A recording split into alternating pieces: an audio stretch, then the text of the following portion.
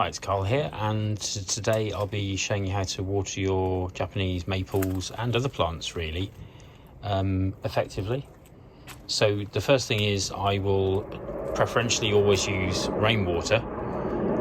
This is caught from the downpipe of my conservatory here. I've also got 3 water butts on the side of the house, which I can quickly show you.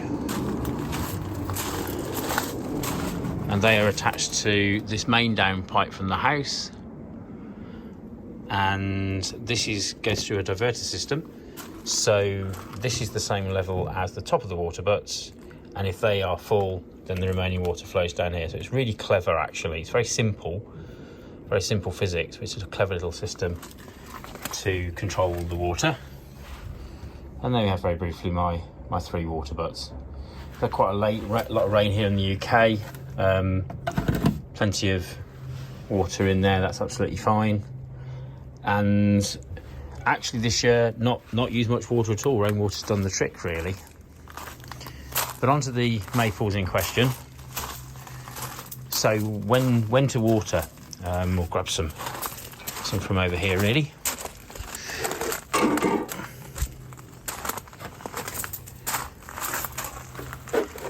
So it's very rare that I'll just go and actually do a mass watering without checking several plants first. And some plants are a good sort of barometer almost of what needs watering in your garden.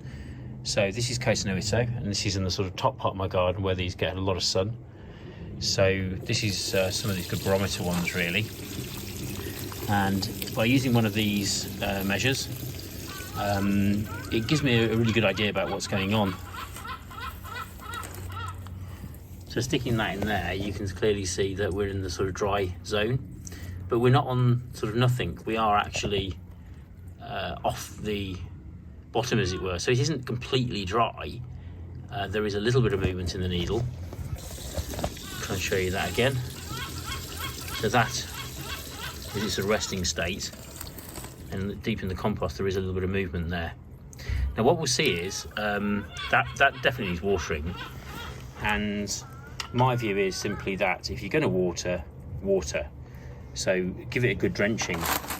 Now what we'll see if I give this a really good top up, and I'm not even fussed about using a rose, which is probably a bit naughty, but what I'm trying to do here is absolutely flood the pot. That's why my compost is a good sort of 25 mil or an inch below the surface really, and then I can sort of flood fill it. And what you can hear there and what you saw is bubbles bobbling to the surface. Now that actually is a good indication that the compost wasn't completely dry, because, oh, almost dropped the phone then. If it's completely dry, then you won't get that. It can actually get so dry that the water runs straight through it almost without sort of getting to the little pockets of water inside. So if that didn't happen, if I didn't get any bubbles at all, and perhaps it was even slower to drain through, then what I'll be doing is topping it up again now and flood filling it a second time, because you know that's the indication of what it needs. But let's just try another one and see what happens.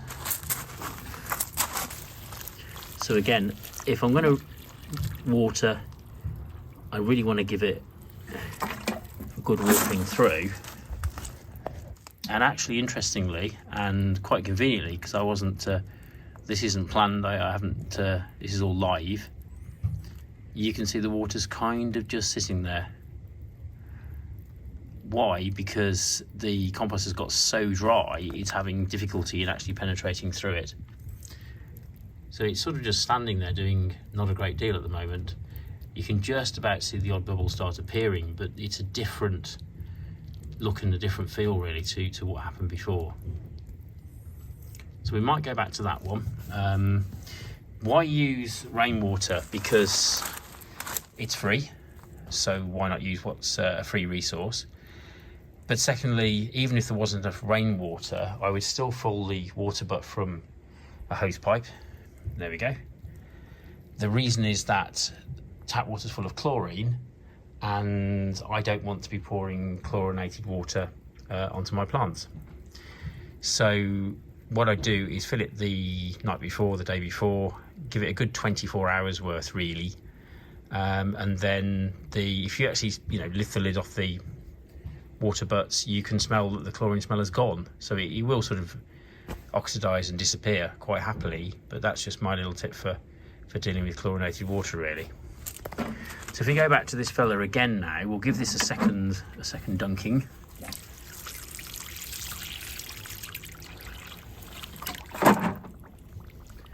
And then you'll clearly see it's behaving a lot more like the other one. So again, it can be tempting to think that because water doesn't sort of get absorbed by the compost quickly, that it's waterlogged. It isn't. It's actually a bit short, really. So that's a way of indicating. But that's a lot better now, and the water level's dropping certainly faster than it did before. I would just add at this point as well, while we do the next one, that I do quite like, ideally, to fill these with a watering can for sort of, I can see what's going on. I know how much water I've actually used. Time for a top up. And of course, if I was a bit more organised, I'd have a secondary watering can being filled as we speak, so that we're ready to go. Now, of course, that's going to be difficult if you've got a large amount of plants, so I will use a hose, which I'll demonstrate in a second. However, it's still not a bad idea to use the hose to fill the watering can and then pour it by hand. It just gives you a better idea, particularly when you're starting out, as to how much water you need for each pot. I must say that I don't mind. They're a little bit dry. I think that's a good thing. The worst thing you can do with the roots of Japanese maples is let them get waterlogged and cause a problem. And I think personally that if they're a little bit dry and they need a bit of water, that root system is going to kind of grow more and strive to find it. If there's an endless supply of water, why would it bother? The roots have got plenty of water anyway. Of course, in the ground, they'll grow a bigger root system, and the plant itself will grow bigger as well. So those two things together will utilise the extra moisture that the roots are providing. So we'll call that a day on that. What I tend to do is water my top trees here by hand, and then I can use the hose pipe on the ones further down. So similar idea on this Siriu.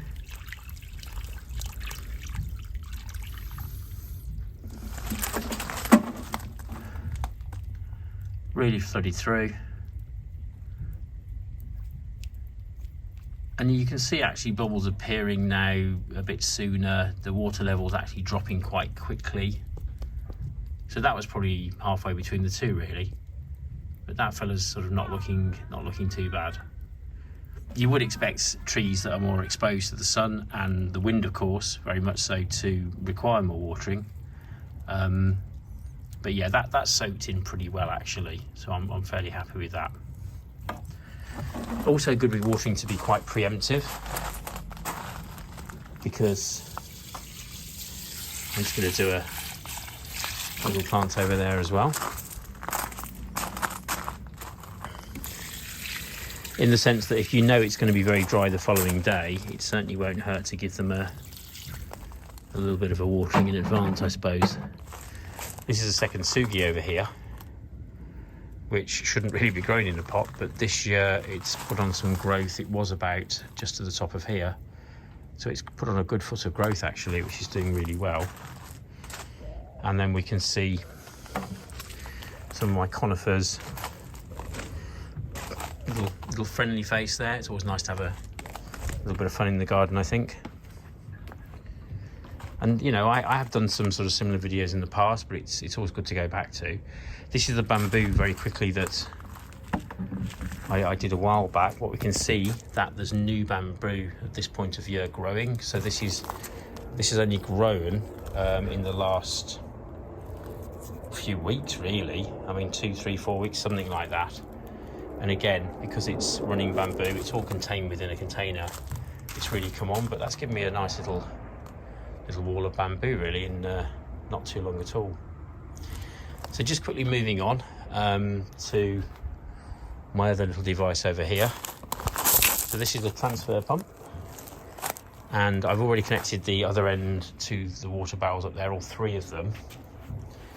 And this is a little godsend really, because water in fact will, under gravity, pour down to the bottom part of the garden.